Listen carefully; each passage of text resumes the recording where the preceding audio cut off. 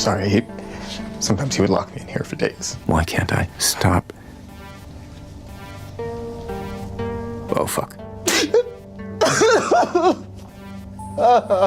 I'm like a... If you look at Joe Goldberg on the surface, he seems a pretty normal person. He's soft-spoken, intelligent, romantic and even charming. But after watching You, we quickly learn this isn't the case. He doesn't just love people how normal people do. He obsesses over them, stalks them, tries to control them, and even ends up killing them. The question is, how does someone become like that? When we first meet Joe, he is already like this, but through flashbacks and references, we learn more about his past and what shaped him into becoming the person he is today. Today I'm going to break down how Joe actually turned out the way he did. Starting off with Joe's childhood. Joe grows up in an extremely abusive and traumatic household, where violence and fear are a constant presence, creating an environment that would realistically cause symptoms similar to PTSD. His father is physically and emotionally abusive, not only towards Joe, but towards his mother, so from an early age, Joe learns that home is a place of tension and danger, rather than safety and comfort. His mother, rather than providing stability or protection, engages in multiple affairs and brings different men into the home, which Joe witnesses. This exposure to her destructive relationships from such a young age creates confusion for Joe about what a romantic relationship should look like, and normalises betrayal and instability as part of daily life. There is an idea that Joe hears in his household that pain makes people truthful, which subtly teaches him that suffering and honesty are connected. Combined with the abusive environment, the message reinforces a dangerous link between pain, love and emotional intimacy, shaping the way Joe later interprets relationships and attachment. By the time Joe is under 10 years old, he has witnessed so much abuse and dysfunction that his understanding of normalcy is already severely distorted. The emotional weight of these experiences shape how he perceives people, morality and love, even before he is capable of fully processing or verbalizing it. This situation escalates when his mother begins treating him as if he was older than he actually is, sharing her thoughts about killing his father and even showing him a gun. At this point, Joe is exposed to the idea of murder as a solution, which normalizes extreme violence as an acceptable response to personal conflict and introduces him to the ideology that harming someone can be justified if it serves protection. The moment is compounded by the ongoing instability at home, including his mother's multiple affairs and the continued violence of his father, which intensifies Joe's confusion and contributes to his developing belief that the relationships are inherently chaotic, dangerous, and require intervention to maintain. Eventually, Joe's parents engage in a violent argument that escalates to the point where Joe ends up killing his father, with his mother validating his action. At just 10 years old, this marks his first experience with homicide, an act that would be traumatic for any child, but because his mother frames it as justified and necessary, it instead normalizes the use of violence as a tool for protection and problem solving. Being forced to act as a protector of his mother pushes Joe into a parentified role, in which he is treated more like a guardian or emotional partner than a child.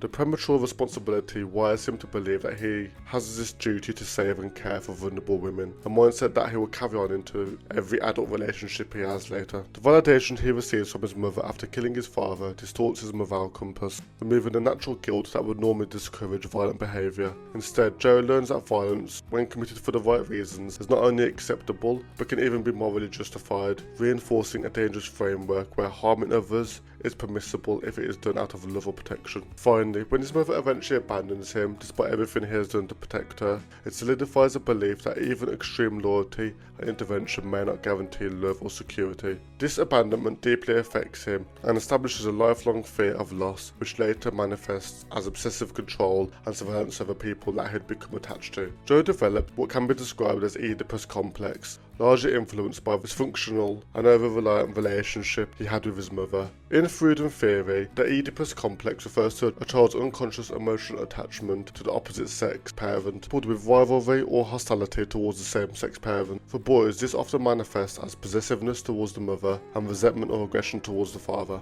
In Joe's case, this manifests in an extreme form. He literally removes the father figure from his life by killing his father, which can be seen as an enactment of the rival elimination. Following this event, Joe's identity begins to form around the role of the mother's protector. The boundaries between caregiver and child are completely blurred, fostering over-attachment and distorted understanding of what the relationship should look like. This early fusion of love, duty and protection sets the stage for his adult patterns, where he constantly seeks out women who resemble his mother emotionally vulnerable, damaged, and in need of rescue. Joe also develops possessive tendencies and hostility towards other men in proximity to these women, reflecting the same early dynamic he's experienced with his father. In his mind, male rivals are a threat that must be eliminated in order to protect women he cares about. This reinforces his belief that love is inseparable from control, and that moral justification exists when violence is used to maintain the attachment. After the trauma of his childhood, Joe is placed in a group home. While this is arguably better than remaining in the abusive environment of his home,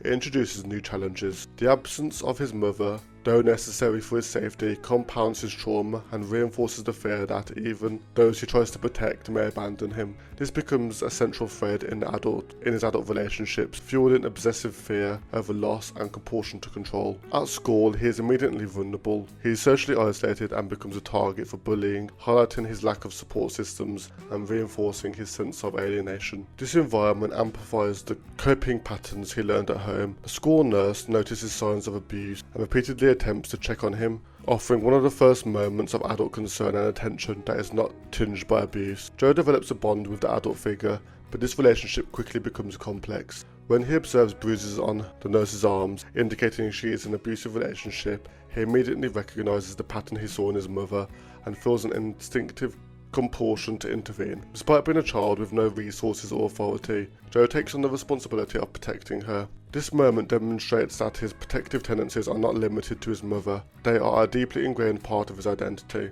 establishing through early trauma and parentification. However, just with his mother, the nurse eventually leaves. This reinforces the painful lesson that even extreme loyalty, protection, and emotional investment do not guarantee that others will remain, cementing a core belief that drives his obsession and possessiveness as an adult. After his time in school and the group home, the next significant period of Joe's life is as a teenager, working for Mr. Movie.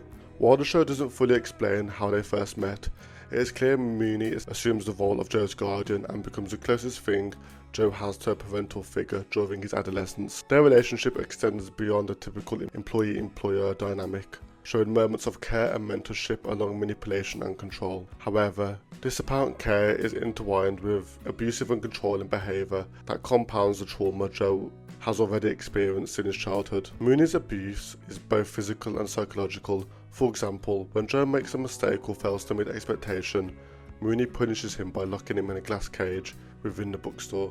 The punishment is framed as discipline and a means of teaching Joe responsibility. This pattern reinforces the same distortions Joe first encountered with his mother, that relationships involve monitoring, correction, and intervention at any costs. The lesson Joe internalizes under Mooney's guardianship extended far beyond his teenage job. By observing and experiencing the cage and the threats of punishment, Joe begins to see control and confinement as acceptable responses to imperfection. Later in life, he reproduces his behaviours with people he loves, believing he's acting out of care rather than domination. Importantly, Joe does not perceive Mooney's behaviour as abuse at the time. He interprets the punishment as an act of love meant to better him, which normalises his behaviour.